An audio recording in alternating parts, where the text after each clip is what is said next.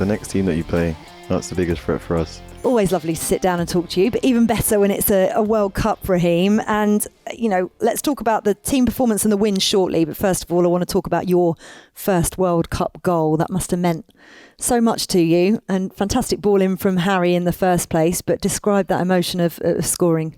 Yeah, it was a good feeling to score. And get off the mark and contribute to a good win. Wasn't just a goal though, was it? It was your 80th cap, which I think went under the radar a little bit. Did you have anything beforehand in your mind about that? That's some achievement. No, like normal, just going out there and trying to do my best. And of course, after the game, understanding what a landmark it was. So it was definitely a special feeling. Yeah, it was a cracking finish as well. Kind of kung fu kick. Like I've not seen you score a goal like that before. Yeah, it was a weird one, but that's what felt right at the time.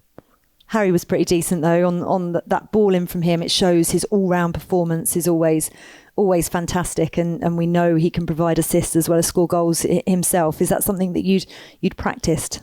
He's someone that with his physicality. When he holds the ball up, he can create stuff as well. So he's someone that you stay close to, because you know that he does have a good eye for a pass and vice versa. And over time, we've had a good relation in finding each other. So next time I can hopefully turn a favour. Yeah, looking forward to seeing 6 goals again. That'd be lovely. Everybody's worried about Harry. I know you're not a doctor. I know you're not a physio, but you have been in and around him. How is he doing? Honestly, I woke up this morning seeing all this stuff. I haven't even noticed that he had a knock or anything, so I don't know too much about it. Yeah, it's difficult, isn't it, when especially captain, talisman, and the person that Harry is, does that not infiltrate the camp or make anybody worried? In any case, it's just us fans back here kind of, worried. Yeah, like anything, you don't want to see anybody hurt in the squad, but, we want him on the pitch as much as we can, but if worse comes to worse, I do think we have a good squad and people that can fill the void. But the more we have on the pitch, the better for us. Something that Gareth Southgate did say leading into this tournament was that other players need to chip in with goals, and the England team can't be overly reliant on yourself and on Harry Kane. And I suppose that was one of the most pleasing things to see against Iran on Monday night is Bukayo Saka twice on the score sheet, Jude Bellingham, Jack Grealish, as well as yourself, of course. How much have you worked on that as a group? We don't get as much time as we do with our clubs, but we do have the personnel that can do these things, and I think from the get-go, being on the front foot, we had a lot of attacking-minded players on the field, and that created a lot of spaces and chances. And I think going into the tournament, I think we just need to be that positive and keep going from the first whistle. And I think we did that brilliantly. Every time they had the ball, we were right at them and tried to punish them, and that's what we've got to keep doing. You were 19 when you made your World Cup debut in Brazil, the same age as Jude Bellingham is now. How do you compare yourself as a 19-year-old and Jude? How do I compare myself? Nothing alike. He's a confident individual.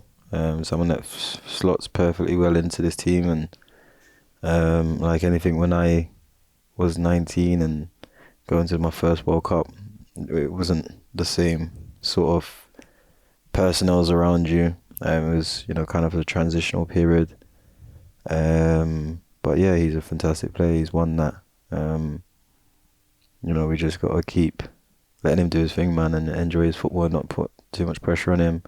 I think he'll get to the very top, but I think we just got to be patient and just let him flow. And as you see in club football and now into the international, doing really well. It felt like you announced yourself on the world stage though in that tournament, and it feels exactly that Jude's doing that now as well, and he's so grounded whenever you talk to him and so confident, and I genuinely cannot believe he's 19, because I wasn't like that at 19 for sure. No, for sure. It is incredible to watch, but is this his tournament to really, I mean, he's already in the Champions League, lit up the stage, but the world stage now?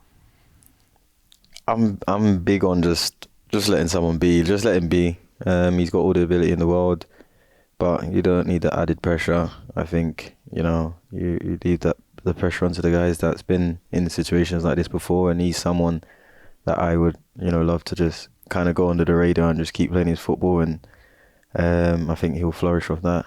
Yeah. And not saying he can't deal with it, but at the same time, I think anyone will flourish or play even better when, that they're not getting too much pressure on them. So, but I do think he's going to play a vital part in this team, and as you've seen the other day, how comfortable he is in possession, as you said, how confident he is, and the maturity as well. I think that's something that surprises a lot of people about him, is his maturity on and off the field. Yeah, he is absolutely incredible. This is your third World Cup. So I've asked the players who were part of the 2018 World Cup what the difference is in terms of experience of this team, in terms of tournament experience, getting to the semi-final of the last World Cup, getting to the final of the Euros, and how that makes this experience out here so much different. And I wonder how you experience it, having done this now your third. Yeah, I think this is probably the most relaxed I've been going into probably any of the tournaments. I think like anything, with the experience of the other tournaments as well, just treating it like being at club, and not getting into the idea of that it's a World Cup, and just enjoying the moment, and just being present with the team, and just being alive and hungry, and I felt all of that, and I do think that's the two things that I can put that feels the same from the last World Cup, is the hunger and the team, and of course put that hunger with a stronger squad. I think it's a good feeling, and we just need to keep believing.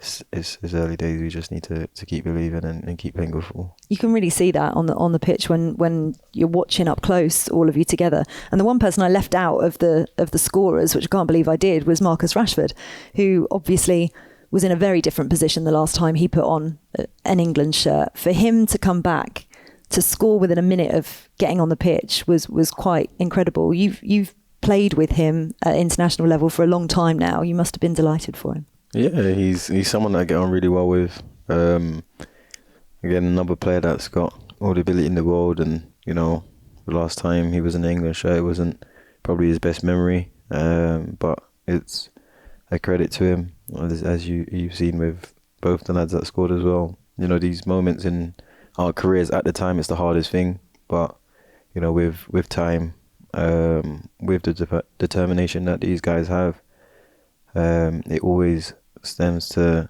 be a good learning curve, and it kind of makes you mentally stronger, mentally tougher, and you got a different drive in you to go out there and do again and again and again. And you can see that with Marcus, the hunger in him, and just delighted to see him get on a score sheet and play so really well in the short period that he got. That's what's so exciting about this team, the balance, isn't it? Just looking ahead to USA, obviously got some teammates in their team. Did you watch the game against Wales? What have you made of them so far, and how are you feeling leading into this game?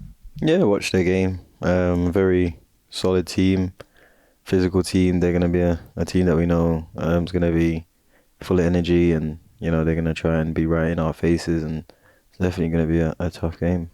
Did you watch the Argentina-Saudi Arabia game? Could you believe that? I just watched the first half. I had something to do, I don't know, can't remember. I think it was something to do with media or something like that. Didn't get to catch the second half. No, sorry, we had training. It's quite important. Yeah, we had training. So I didn't get to watch the second half. So it was quite a shock, yeah. Yeah, it was incredible. And in terms of this is my last question, the runners and riders, if you like, England are obviously favourites, having had such a successful campaign in the Euros and in the World Cup. Who do you see as the biggest threats in the competition? Next team. the next team that you play, that's the biggest threat for us. You can only control what's in front of you, so we just need to keep knocking out who comes in front of us, and you know that's USA next. And I don't think we want to look too far ahead. We just got to focus on ourselves. But we know all the strong teams that are out there, and we know what this tournament is. You've seen with Argentina, a team that they should beat. That was the next team in front of them, and you know all we got to do is just get past the team in front of us.